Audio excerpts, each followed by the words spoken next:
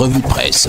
Avec le concours de MBF Média Production, madame, monsieur, bienvenue à la revue de presse sur ITFM 103, présentée par Ghislain Kougang. Édition de ce mercredi 6 juin 2018, démarrons par le quotidien Info Matin qui titre à la une: Sécurité nationale, Barganguélé prescrit la tolérance zéro. Le DGSN enjoint les forces de police de procéder au contrôle de tout véhicule, y compris militaire. Page 4 pour lire toute cette directive. Toujours avec le quotidien Info Matin, en page 3, cette fois, Université Inter-État Cameroun-Congo, Philémon Yang crée le comité national de pilotage. Le Premier ministre a par décret signé hier mis en place l'organisme chargé de l'implémentation de cette institution à Sang-Médima, c'est au Cameroun. Toujours avec Info Matin, page 3, budget 2018, Paul Biya revoit la loi de finances. Examens officiels, page 4, le BEPC en cours depuis hier. Quittons le quotidien Info Matin pour un autre. Il s'agit du journal Le Zénith. À la une, peut-on lire: IRAD acte 1, les employés réclament le départ du DG. Aucun recours n'a suffi pour faire bouger Dr Wayne Noé, directeur général de l'Institut de recherche agricole pour le développement IRAD. Le ministre du Travail et de la Sécurité sociale, les autorités administratives de la région du centre et les employés de la dite boîte en sont arrivés au point de non-retour. Le DG doit débarrasser le plancher, nous dit le Zénith à la page 3 de cette parution. Toujours avec le Zénith, Mbam et Noubou, ces impopulaires noient Paul Biya, nous dit ce journal. Rongé par le tribalisme, le RDPC du président Paul Biya, dont l'atmosphère est plombée depuis quelques années déjà par l'exclusion, le complotisme, la lutte d'ego, cède graduellement du terrain à l'opposition. Tout ceci est à lire à la page 7 du journal Le Zénith. Un autre journal, Tribune d'Afrique, à la une, recrutement des instituteurs vacataires.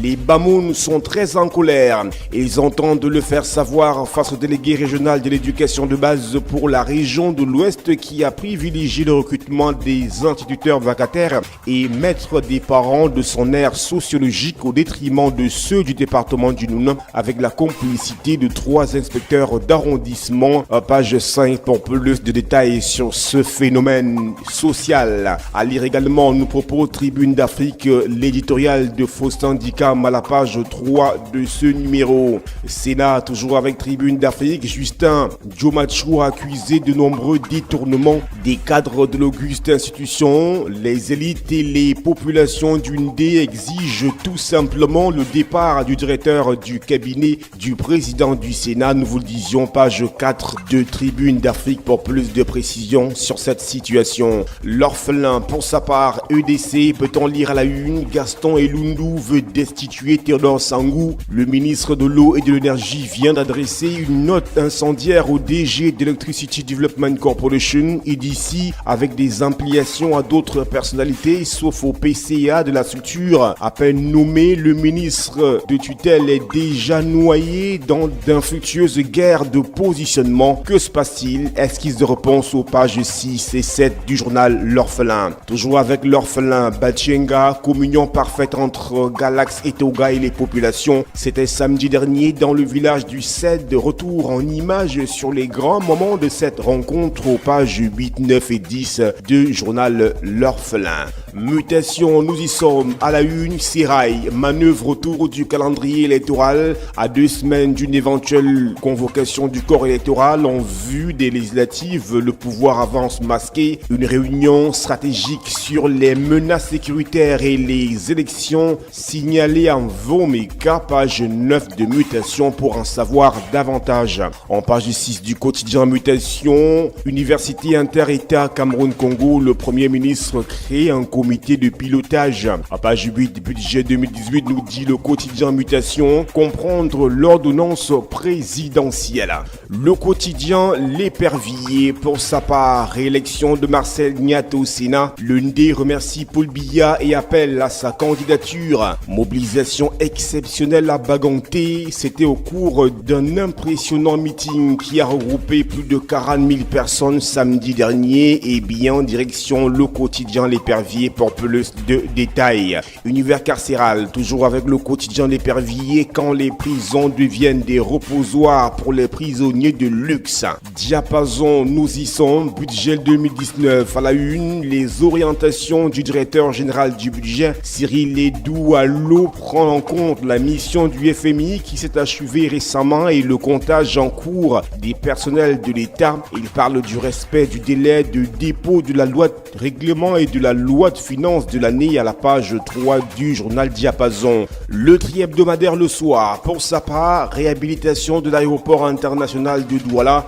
le satisfecit du gouvernement. En visite de travail dans la capitale économique du pays, Jean-Ernest Massinangale Bibé a minutieusement scruté les différents services de l'aéroport international de Douala. Tout ceci est à lire aux pages 4 et 5 du tri-hebdomadaire Le Soir. Toujours avec Le Soir, scandale sexuel dans le Fundi 4, les vérités secrètes volent en éclats. Grand déballage sur ce viol présumé sur cette militante du Rassemblement démocratique du peuple camerounais. Tout ça évidemment est à lire dans les colonnes du tri-hebdomadaire Le Soir. Éco Matin, pour sa part, loi de finances, les incidences de l'augmentation du budget à 4 600 milliards de francs CFA nous sont livrés à la page 7 de ce journal.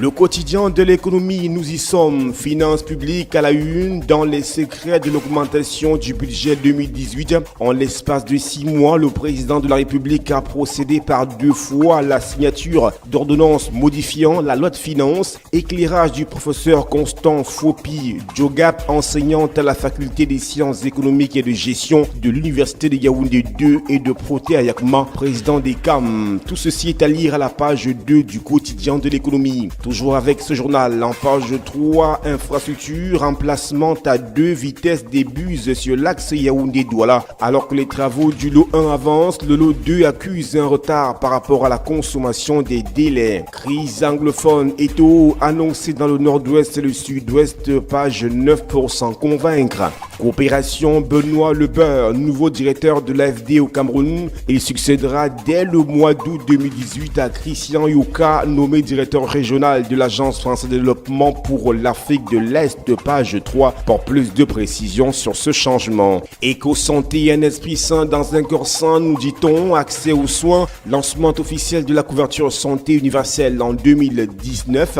Cette révélation vient d'être faite par les autorités camerounaises. Après avoir adopté l'enveloppe pour sa mise en place, les parlementaires vont tabler sur l'adoption d'une loi sur la couverture santé universelle avant fin 2018. Seulement 6,46% de la population camerounaise est couverte par un mécanisme de protection sociale en santé, page 6 pour s'en apercevoir. Lutte contre le VIH-Sida, le Cameroun à la tête de 412 milliards de francs CFA. Ce montant représente le budget du plan stratégique de lutte contre le sida pour la période 2018-2022, adopté à Yaoundé le 29 mai 2018. Page 5 pour avoir tous les détails sur cette entreprise louable concernant la santé, notamment la lutte contre le VIH-Sida. Repère, pour sa part à la une, le Cameroun n'a pas besoin de casque bleu. Page 3 pour en savoir davantage. Toujours avec le journal Repère Extrême Nord, le 1000 du MRC divise Cavaillé Djibril et les chefs traditionnels à la page 2 de ce journal.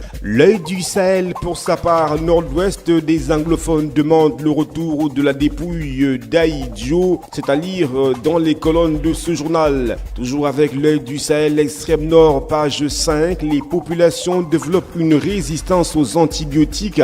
Infrastructure aux pages 6 et 7, le port de Douala à l'épreuve des épaves de navires. OSECO à la une, absent au meeting, le chef supérieur Baganté s'explique. Je cite ce que je reproche à Marcel Gnad-Difendi, fin de citation. Un deuxième meeting de remerciement à Paul Biya pour avoir nommé Marcel Gnad n'a pas connu plus de succès malgré les moyens mis en jeu, malgré sa délocalisation à Baganté et malgré la venue cette fois de Sa Majesté Bombo Njoya resté égal à lui-même. Dans une interview exclusive à OSECO, l'un des grands absents, Sa Majesté Ndimolu Seydou Pokam, le faux de Baganté justifie son boycott, est à lire dans les colonnes du journal OSECO. Démence et cannibalisme à Bouddha, c'est à l'ouest Cameroun, bien évidemment. Un étudiant adolescent de 25 ans tue un jeune de 17 ans et lui mange les yeux, la langue et le nez. Tout ceci est à lire dans le journal Ouest Eco. La voix du peuple à la une présidentielle 2018, les bamboutos au carrefour des joutes politiques, page D et 3, avec des images du RDPC symbolisées par Paul Biya, du SIF Joshua aussi, du MRC Maurice Kamto, du parti Univers Cabral Libi, entre lutte d'influence, intimidation, réalisation à l'emporte-pièce et menaces d'affectation disciplinaire. Voilà, madame, monsieur, c'est la fin de la revue de presse sur ITFM 103, édition de ce mercredi 6 juin 2018, présentée par Ghislain Kungang, avec bien sûr le concours de MBF Media Production. Nos programmes se poursuivent. Retrouvons-nous demain.